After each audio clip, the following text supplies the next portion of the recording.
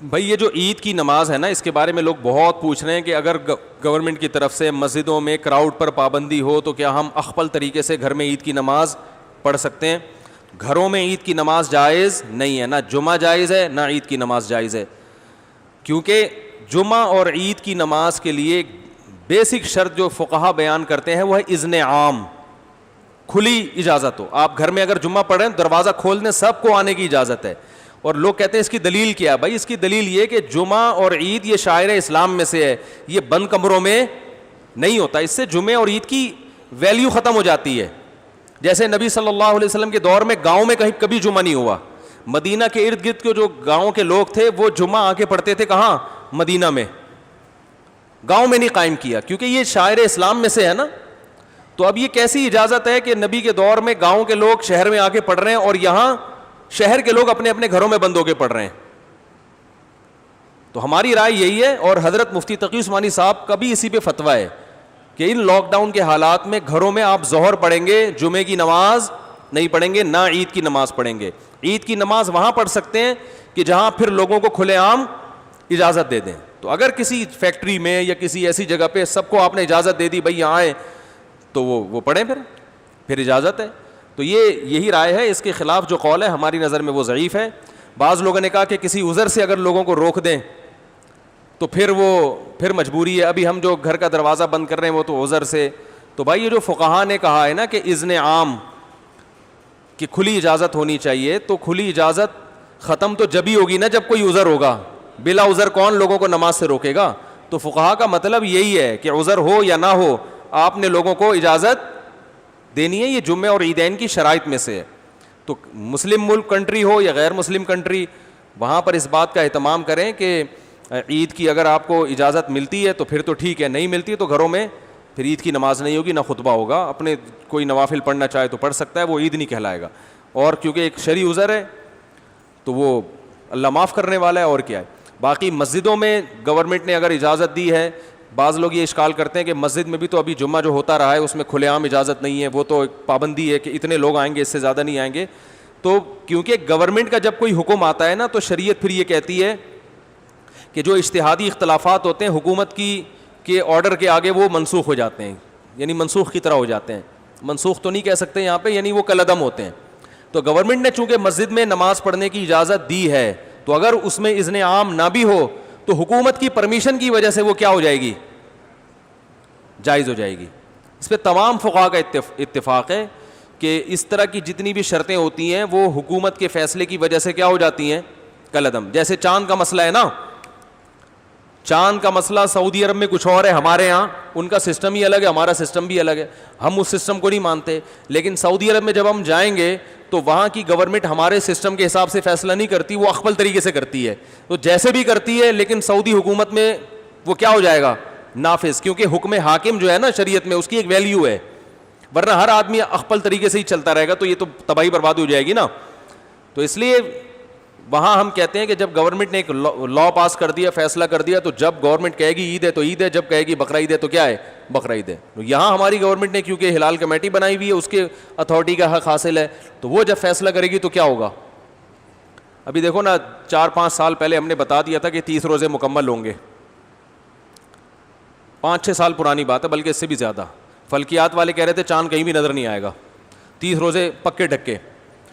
تو ہلال کمیٹی نے اعلان بھی نہیں کیا کہ کل عید ہے، اور 30 روزے ہو گئے، تراویح بھی ہو گئی، ہماری مسجد میں بیان شروع ہو گیا. ایک دم رات کو 10:30 بجے اطلاع آئی کہ کل کیا ہے؟ عید ہے. ہلال کمیٹی نے اپنا فیصلہ واپس لے لیا. اب ہمارا میٹر تو گھوما تھا کہ چاند کہیں دور دور کا بھی نام و نشان نہیں، پتہ نہیں ان کو نظر کہاں سے آ گیا. لیکن بہرحال ہم نے بھی کیا کیا ہے؟ عید منائی ہے. کیونکہ اب اپنی رائے میں مسلط کروں گا، بھائی میں اس فیصلے کو نہیں مانتا، ہمارے جامع رشید بھی نہیں مانتا. تو بھائی جامع رشید کوئی گورنمنٹ تھوڑی ہے. تو گورنمنٹ کی طرف سے جو کمیٹی ہے ہلال کمیٹی اتھارٹی، حکومت کی طرف سے اس کو حاصل ہے. تو جب حکومت کوئی فیصلہ کرتی ہے تو وہ فیصلہ آپ کی رائے پر مقدم ہوتا ہے. ہاں جب تک 100% شریعت کے خلاف نہ چلے. وہ گورنمنٹ اگر یہ فیصلہ کر دے کہ اس دفعہ عید سرے سے ہوگی ہی نہیں ٹھیک ہے نا، رمضان ہی چلتا رہے گا، یا 30 کے بعد 31 روزے بھی ہوں گے، تو یہ 100% کیا ہے؟ غلط ہے. اس میں اختلاف رائے کی گنجائش ہے ہی نہیں. تو جو ایسا فیصلہ جس میں اختلاف رائے کی کوئی تک بنتا ہی نہیں ہے، گنجائش ہی نہیں ہے، وہاں یا گورنمنٹ شراب کو حلال کر دے وہ تھوڑی ہوگا. اسی طرح گورنمنٹ نے جو 4 شادیوں پہ پابندی لگائی ہے تو یہ پابندی شریعت میں کیا ہے؟ کالعدم ہے. آپ چھپ کے کر سکتے ہو, چھپ کے نکاح کرو تو یہ بالکل جائز ہے. تو یہ کیونکہ قرآن میں صاف لکھا ہوا ہے تو یہ اختلافی مسئلہ تھوڑی ہے. وہ الگ بات ہے کہ اس کے بعد اختلافی مسائل ہی شروع ہوں گے. 4 شادیاں کرنا اسلام میں بالاتفاق جائز ہے, لیکن یہ ایسا اتفاق ہے کہ جیسے ہی کرو گے اختلافات شروع ہے. بعض اتفاقی مسائل میں اختلافات بہت ہیں. تو خیر, تو اس لیے وہ اذن حاکم کی وجہ سے اس کی مسجد میں اجازت ہے. تو گھروں میں اخپل طریقے سے نہ عید پڑھ سکتے ہیں اور نہ جمعہ.